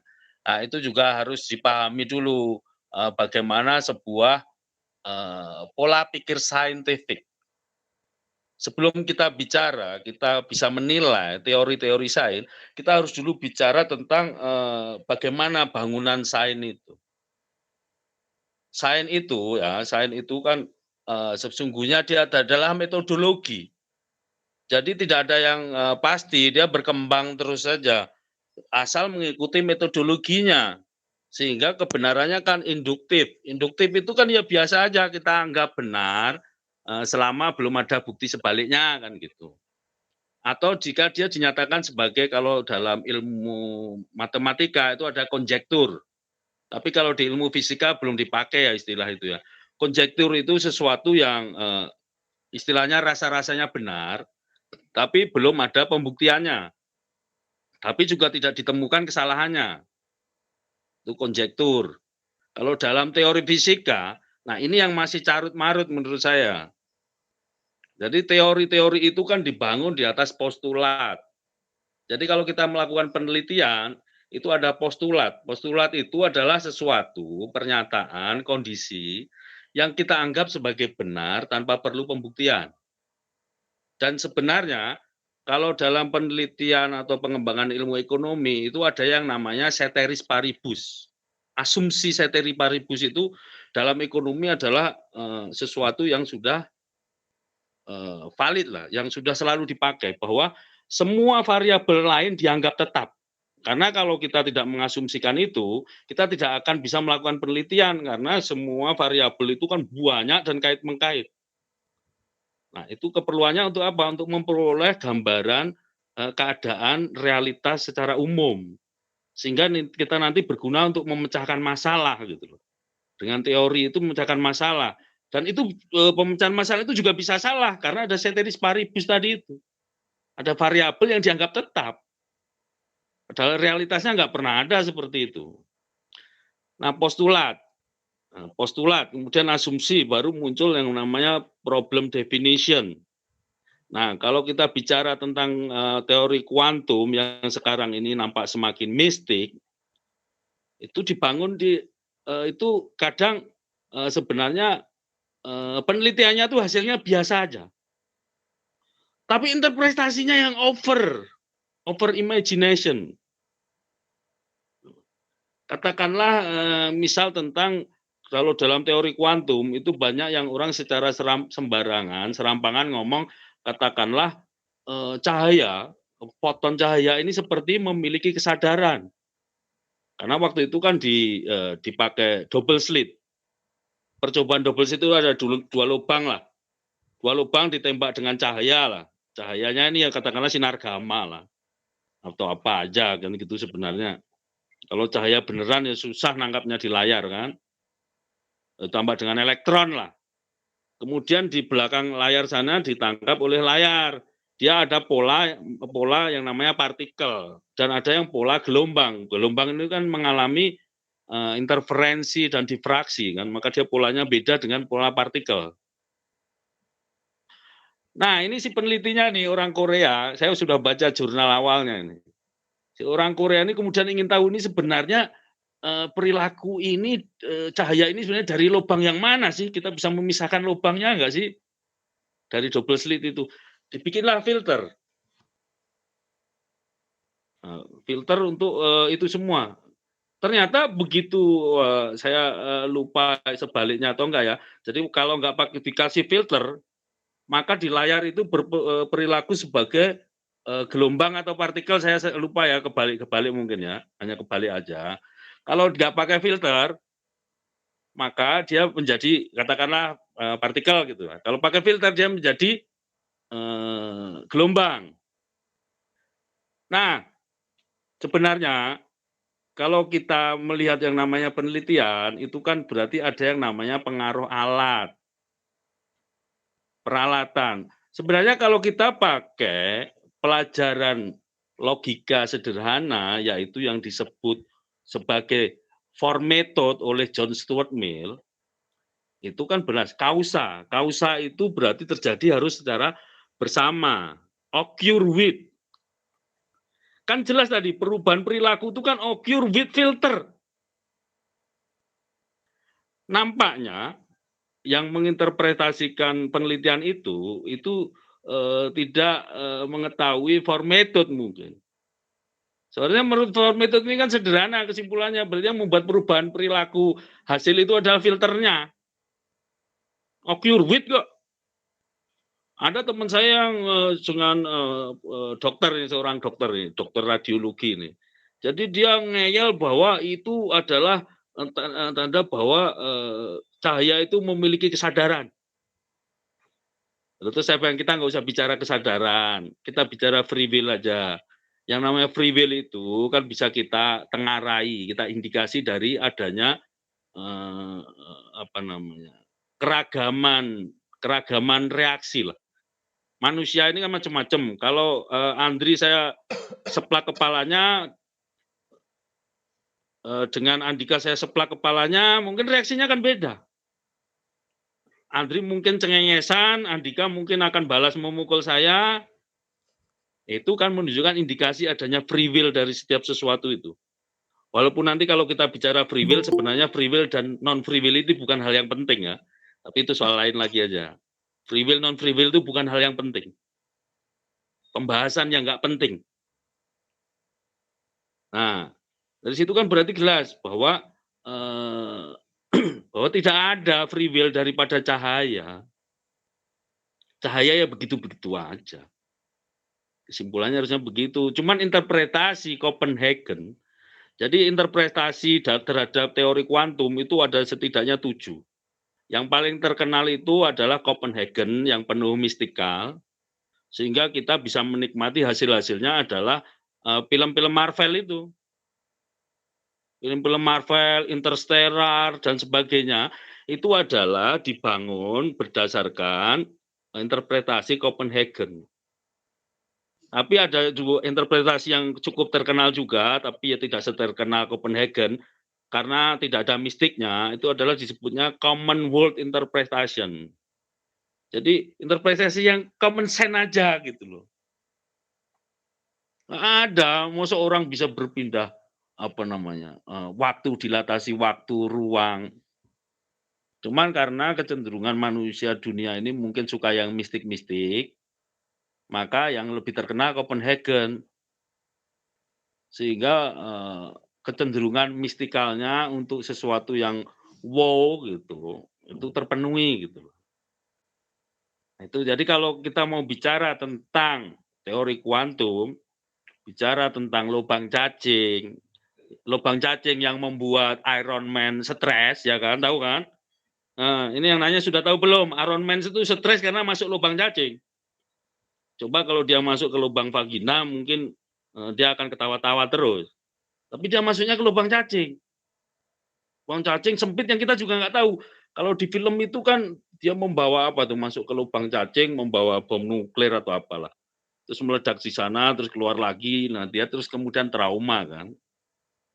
Ya orang sudah dewasa masih bisa trauma dengan lubang cacing ini, berarti kan alangkah mengerikannya lubang cacing kan gitu. Nah, itu interpretasi. Nanti kalau mau bicara lebih lanjut tentang teori-teori sains, teori sains itu ya, kalau saya berpandangan yang sains itu adalah penalaran logis plus empirik, plus bukti empirik. Selain itu bagi saya itu pseudosains. Termasuk teori apa tuh namanya? Teori bermulanya waktu, mengembangnya ruang, itu pseudosains saja bagi saya. Itu over imajinasi. Jadi ketika kalau pengen tahu mungkin yang paling terkenal adalah ruang mengembang ya. ruang mengembang ini adalah dasarnya apa sih orang ngomong ruang mengembang? Itu kalau nggak salah Hubble atau siapa gitu loh. Itu dia mengamati benda-benda angkasa ini bergerak saling menjauh. Di titik terluar yang bisa kita amati bergerak menjauh. Kemudian dia bicara bahwa ruang mengembang. Nah, ruang mengembang itu berimajinasi. Sekarang kalau ini kacamata saya nih, ya katakanlah hidung saya lah, dengan korek lah, ini kan. Kemudian dia bergerak menjauh. Disimpulkan ruang yang mengembang. Ini yang berimajinasi apa enggak? Ruang yang mengembang. Bukannya bilang, oh koreknya menjauh gitu. Nah, itu bisa tetap apa namanya? Sebenarnya tetap boleh-boleh aja. Kalau kita lengkapi sebenarnya itu observable space. Observable space kita mengembang, ruang yang kita amati mengembang. Artinya ruang pengamatannya yang mengembang. Ruang kesadaran kita. Bukan dusting ansihnya si ruang gitu loh. Bagaimana pikiran kita ini bisa menerima ruang mengembang itu bagaimana? Pikiran manusia itu dibatasi oleh ruang dan waktu. Kita tidak akan pernah bisa melepaskan dari penjajahan ruang dan waktu. Ya kita tinggal qanaah apa enggak gitu aja lah. Kalau sudah diciptakan Tuhan, katakanlah yang percaya Tuhan, atau diciptakan alam, keterbatasan akal kita adalah ruang waktu. Kemudian kau berkhayal keluar dari ruang waktu nggak akan bisa.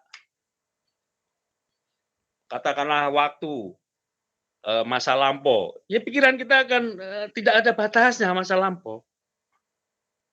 Masa depannya tidak ada batasnya. Jadi kapan itu sesuatu di luar ruang itu, di luar waktu itu mengkreasi waktu itu? Nggak ada waktu, wong ini nggak pernah berhenti kok. Untuk dilahirkan itu kan berarti ada pernah nggak ada kan gitu. Nggak bisa pikiran kita menerima seperti itu. Pikiran kita itu hanya akan menerima itu sebagai iman. Asal kau nggak mikir waktu itu tidak ada akhirnya, atau itu sebagai kesekarangan yang abadi, nggak akan mengalami kognitif disonan. Terima aja lah. Gitu. Tapi kalau kita sempat berpikir, kapan waktu diciptakan? Ya, pusing nanti. Kemudian akhirnya hanya bisa dengan jargon, ya kan, jargon. Kemudian setelah itu ya apa namanya, sudah dipuaskan secukupnya akalnya, kemudian ditenggelamkan dalam sufistik, ritus. Ya wajihan intallah ya Rob, begitu. Tuhan, ya Yesus, gitu. Ya Ustaz. Nah, begitu. Jadi kemudian kita akan tenggelam ke dalam sesuatu yang tidak rasional. Dan memang manusia ini tidak selalu harus rasional. Ya sudah, apalagi jadi ngoceh terus aku. Bang Rika, angkat tangan. Kak, angkat tangan, Kak. Ya, mungkin yang terakhir itu ya, manusia itu nggak harus selalu rasional. Saya lihat iya ya. Manusia itu apalagi dalam tindakan-tindakan eksistensial ya, pilihan eksistensial. Dalam bertindak manusia itu berbuat itu bukan berdasarkan rasionalitas, tapi berdasarkan perasaan dia. Manusia itu kayak gitu. Jadi yang saya sebel sama orang-orang gitu ya. Misalnya saya mau nembak cewek gitu kan. Curhat. Saya mau nembak cewek gitu. Terus nggak taunya saya cuman ngajak pacaran, saya nggak ngajak nikah. Saya ngajak pacaran dulu. Gue marah-marah, saya diejek-ejek. Kata dia, "Andika, kalau cowok yang jantan itu langsung temuin bapaknya, lamar, jangan ngajak pacaran." Dimaki-maki saya. Berapa tahun kemudian, saya deketin lagi cewek ini. Saya ajak pacaran, mau. Mau nggak taunya. Saya tanya, "Kamu nih bukannya tipikal yang nggak mau dipacarin ya, pengen langsung ngadep ke bapaknya dinikahin," dia bilang gitu. "Ah, nggak juga ah," kata dia. "Loh, tapi kok dulu pertama aku deketin kamu maki-maki aku gara-gara ngajak pacaran gini." Terus kata dia gini, "Oh enggak Dika, waktu itu kan aku ini aku lagi kesel sama mantan pacar aku, lagi trauma katanya. Karena dulu mantan pacar aku tuh nggak berani ngadep keluarga, jadi aku lagi trauma. Nah, itu kan sangat nggak adil ya. Artinya sementara di trauma nggak trauma itu kan bukan urusan gue gitu. Gue nggak tahu masa lalu apa gitu kan. Jadi maksudnya apa ya? Dia bertindak itu tidak dengan keadilan gitu, tidak dengan pertimbangan rasional. Dia lagi trauma ya dia kayak gitu responnya. Dia lagi baik-baik aja ya kayak mana respon dia gitu kan. Sementara di trauma atau enggak, dia disakitin apa enggak sama pacar dia yang sebelumnya kan gue nggak tahu, bukan urusan gua gitu loh. Nah, tapi pas di trauma beda responnya. Atau contoh lagi, contoh lain. Misalnya ada seorang penjahat gitu ya, dihukum mati gitu. Terus anaknya, gue pernah nanya sama temen gue, lu kalau punya ayah penjahat, terus ayah lu dihukum mati, lu dendam nggak sama algojonya, sama hakimnya? Apa jawaban dia? Ya gimana ya, namanya bapak, dia bilang kayak gitu. Dia nggak mikir emang bapak dia penjahat, emang layak dibunuh, gitu. Tapi giliran ini, giliran bapak dia yang jahat ke dia, suka gebukin dia, suka nyiksa dia segala macam, bapaknya mati, dia ngucap alhamdulillah. Nah, artinya manusia itu ngerasa gimana ya? Bapaknya, meskipun bapak dia memang jahat dan pantas dihukum mati, tapi begitu bapak dia dihukum mati, dia dendam. Kenapa? Dia ngerasa bapaknya baik sama dia. Jadi pas bapaknya dihukum mati, dia dendam. Dia nggak mikir lagi emang bapak gue jahat, emang layak dihukum mati juga. Nah, tapi giliran dia yang disiksa sama bapaknya, dia ditelantarin sama bapaknya segala macam, bapaknya mati, dia malah senang. Artinya manusia itu saya setuju sama Bang Teguh. Ada kalanya manusia itu bertindak nggak pakai rasionalitas, tapi apa ya, pakai yang dia rasa gitu. Itu yang mau saya komentarin. Nah, terus saya baru mau komentarin tentang itu tadi, masalah alam semesta mengembang, ruang mengembang tadi. Gini, mungkin saya juga sependapat sama Bang Teguh, tapi mungkin saya menambahkan argumentasi aja. Ketika dikatakan, itu kan teori Big Bang tuh landasannya begini loh. Alam semesta itu kan antar benda itu semakin menjauh menurut pengamatan itu kan. Nah, karena alam semesta itu semakin alam semesta lagi planet-planet, benda luar angkasa itu kan diamati semakin waktu semakin menjauh.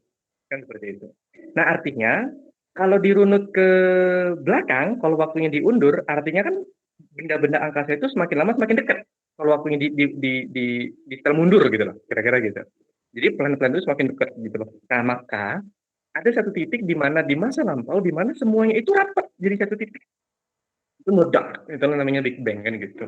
Nah, cuman menurut saya itu juga sebenarnya masalah juga sebenarnya asumsinya itu. Karena begini loh. Ketika saya memanaskan air misalnya. Saya memanaskan air suhunya naik 10 derajat, 20 derajat, 30 derajat, terus sampai 100 derajat. Nah, kalau kita pakai metode kayak tadi, kalau kita pakai cara berpikir kayak tadi, harusnya setelah 100 derajat naik lagi 110, 120, 130, 140. Ternyata enggak. Begitu 100 derajat, kuantitas berubah ke kualitas, dia mendidih. Si air tadi, bukan berubah jadi 110 gitu kan. Nah, jadi ketika kita pakai teori tadi, oh ini berarti kalau makin mundur, berarti lama-lama dia dalam satu titik, belum tentu. Boleh jadi ada dalam jarak tertentu apa yang terjadi lain lagi. Kuantitas berubah jadi kualitas. Jadi sama seperti kita manasin air, kita nggak bisa, oh berarti makin lama nanti 100 derajat, 200 derajat, 300 derajat, ternyata enggak. Begitu 100 dia mendidih. Enggak jadi 101 kan gitu loh. Nah, jadi kita juga nggak bisa mengeneralisir gitu loh. Kita nggak bisa, ya gitulah kira-kira kayak gitu. Nah, tapi yang ini yang saya nggak setuju, masalah waktu. Katanya waktu itu, ini kata-kata Bang Andri, waktu itu abadi, nggak bermula, nggak berakhir. Nah, kalau menurut saya waktu itu bermula. Waktu itu pasti bermula. Karena kalau waktu itu tidak berpermulaan, regresi tak hingga. Jadi sudah ada sejak azali gitu kan. Nah, kalau kayak gitu, kalau sudah ada sejak azali, sementara regresi itu mustahil. Gitu. Dalam ilmu ya karena saya mahasiswa teologi sih ya. dalam ilmu akidah itu disebut tahalsul itu kan mustahil gitu loh. Banyak argumentasinya. Salah satu argumentasinya adalah regresi tak hingga itu membuat seluruh dan sebagian itu menjadi sama. Sementara seluruh dan sebagian itu logika alamiah aja. Kita nggak usah ngomong logika ilmiah. Logika alamiah aja. Seluruh dan sebagian itu sama adalah mustahil. Bener nggak Bang Andri? Seluruh sama dengan sebagian itu mustahil. Ya, mustahil. Bener nggak? Mustahil. Sebagian sama seluruh itu mustahil. Sekarang saya tanya gini, karena konsep keterhinggaan itu sangat kabur. Saya beri contoh begini, misalnya dalam matematika ya. Misal, saya punya uang yang tidak terhingga. Seperti itu. Kemudian Bang Andri menambah uang saya sebanyak Rp5.000. Artinya sekarang uang saya tetap tidak terhingga. Karena tak terhingga ditambah 5.000 tetap tak terhingga. Kalau di dalam matematika. Saya punya uang tak terhingga, Bang Andri menambah Rp5.000. Berapa uang saya sekarang? Tetap tidak terhingga. Seperti itu. Nah, kemudian saya kurangi uang saya sebanyak tidak terhingga. Hasilnya berapa? Tak terhingga dikurang tak terhingga sama dengan 0. Maka di mana 5.000 tadi? Padahal kita tahu tak terhingga ditambah 5.000 kita bandingkan dengan tak terhingga saja tanpa kita tambah 5.000. Seperti itu. Artinya ketika tak terhingga ditambah 5.000 tadi dikurang dengan tak terhingga saja yang nggak ditambah 5.000 gitu loh. Nah, tapi ternyata hasilnya 0. Karena ketika tak terhingga ditambah 5.000 itu jadi tak terhingga juga, dikurangi tak terhingga lagi 0 hasilnya. Artinya seluruh sama sebagian itu sama jadinya kalau kita pakai konsep tak terhingga. Nah, makanya konsep tak terhingga ini bermasalah sebenarnya. Bahkan dalam matematika sangat kabur masih seperti itu. Bahkan para matematikawan itu masih berdebat apakah tak terhinggaan itu sungguh ada atau tidak. Misalnya kalau di filsafat matematika itu ada kaum intuisionis, kaum logisis itu. Kata kaum logisis iya ada, kata kaum intuisionis enggak. Kata terhinggaan itu enggak real ada di realitas. Itu cuma kita bayangkan aja, tapi di realitas enggak ada. Kita terhinggaan itu. Kira-kira gitu. Jadi kalau dibilang waktu tidak bermula saya enggak setuju. Ya, gitu. Tapi kalau manusia itu enggak selalu rasional, teori Big Bang itu bermasalah ya. Gitu banget deh. Ini menjauh dari judul ini kayaknya. Ini menjauh dari judul, mendekati dasding ansih, mendekati waktu yang akan habis ini. Ya, kita mungkin apa dari peserta masih adakah? Satu lagi mungkin. Kalau tidak ada mungkin kita cukupkan dengan closing statement, masih cukup waktu. Mas Teguh silakan. Hendrik, sebentar nanggapin Andika tadi itu loh. Jadi itu infinity dalam pengertian yang tadi. Jadi waktu itu kan ada 2 topologi atau teori lah. Jadi kalau kita bikin garis gitu kan, nah fenomenanya itu adalah pikiran kita ini bisa mengimajinasikan terus tanpa berhenti.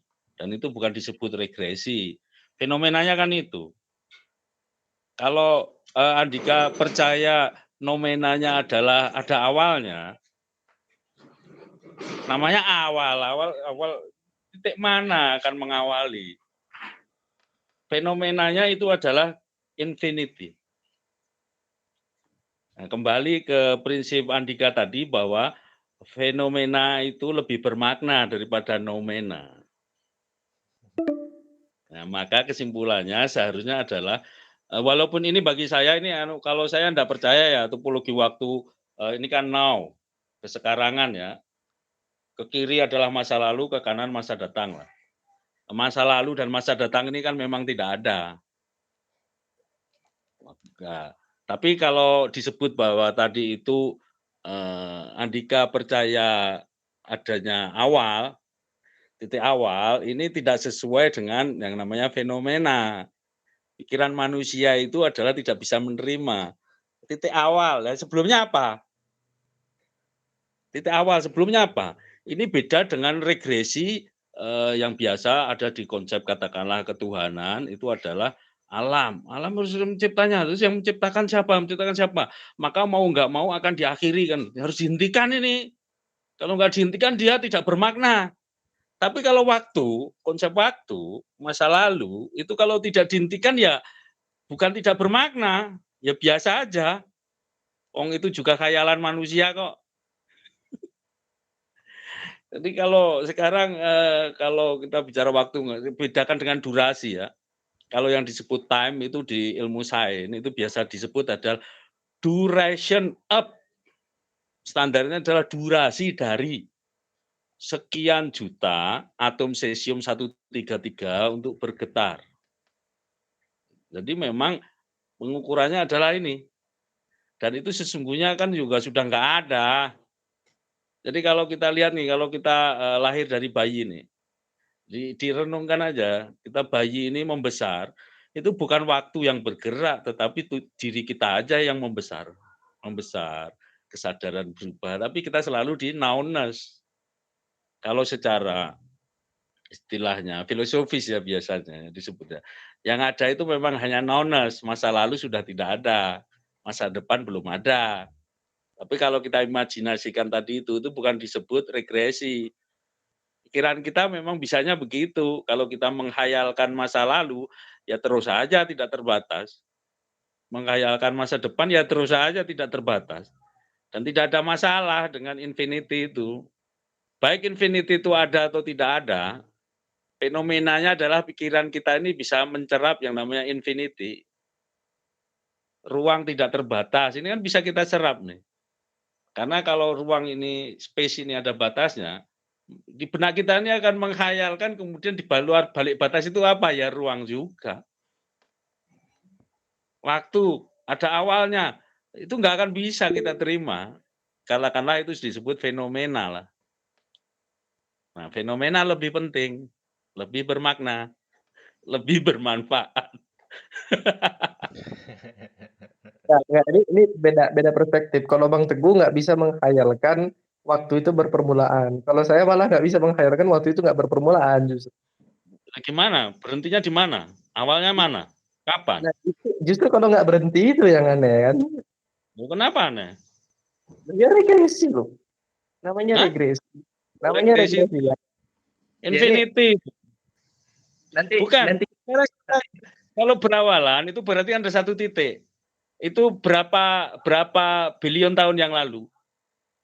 Ya pasti ada, tapi berapa bilion tahun yang lalu? Tapi pasti ada. Belum bilion apa? Hah? Belum. Kalau bicara tentang waktu tidak terhingga. Lagi. Kau mau berhenti menghentiin paksa itu namanya memperkosa itu. Enggak. Nanti kita bikin kelas teologi dulu. Nanti kita bikin kelas teologi, gue balik jadi teolog dulu nanti. Nanti gue jelasin nanti. Kita bikin penjelasan. Bermulanya waktu dalam pandangan teologi nanti. Nah, tapi ini room filsafat, kita jangan ngomong teologi dulu. Nggak ada waktu yang nggak ada permulaan itu. Bisa. Kalau pakainya filsafat gitu bisa. Memang. Itu Andi Hairul angkat tangan, mau bicarakah terakhir kali? Silakan. Andi Hairul. Iya Bang, mungkin saya masih kurang paham ini persoalan waktu, antara waktu itu bermula dengan waktu itu misalnya infinity atau tidak terbatas. Karena ketika kita berbicara persoalan permulaan itu, tentu kita tidak bisa pisahkan dengan yang materi ini. Misalnya ketika proses mencipta, kita tidak pernah memang mendeteksi atau menganalisa bagaimana kemudian permulaan itu ada dan bagaimana kemudian infinity itu kita mampu melacaknya. Karena kalau menurut saya Bang, ketika memang dunia ini infinity atau misalnya tidak terbatas, jadi ada bisa kita analogikan bahwa misalnya ada dua Tuhan misalnya. Pertanyaannya kemudian apakah kita mampu menerima ketika kita berbicara persoalan ketuhanan misalnya. Tapi ketika kita berbicara persoalan awal, tentu ada awal yang tidak bisa kita lacak. Misalnya ketika kita berbicara awal dari penciptaan itu Adam, berarti Tuhan pernah tidak mencipta. Sementara ketika Tuhan tidak pernah mencipta, berarti Tuhan pernah pensiun. Kita balik lagi ketika Tuhan memang ketika akan mengakhiri dunia ini, berarti kita balikkan lagi bahwa Tuhan akan pensiun. Kalau kita terima secara infinity, disitulah sisi penciptaan. Ketika misalnya Tuhan menciptakan, berarti akan ada dunia selain dunia ini, akan ada dilahirkan dunia kembali. Itu kalau menurut saya Bang. Akan tetapi ketika dunia ini misalnya berawal, kita terima tapi kita tidak bisa melacak atau mustahil kita melacak di mana ke titik awal penciptaan itu. Kalau menurut saya begitu, Bang. Tapi ketika dunia ini infinity atau tidak terbatas, di manakah letak keterbatasannya itu? Iya, kalau ada Apa? letaknya terbatas berarti. Itu, Bang. Tapi ketika kita lacak di situ, apakah benar ketika kita melacak di situ ketidakterbatasan itu, apakah kehidupan dari awal sampai akhir misalnya ketidakterbatasan itu berarti kita seakan-akan mengatakan bahwa materi ini tidak terbatas. Sementara waktu kalau menurut saya itu membatasi. Bahkan di surga dan neraka, bahkan di yang lebih naik, alam yang lebih naik itu pula, itu punya waktu. Walaupun berbeda dalam gradasi waktunya dengan dunia.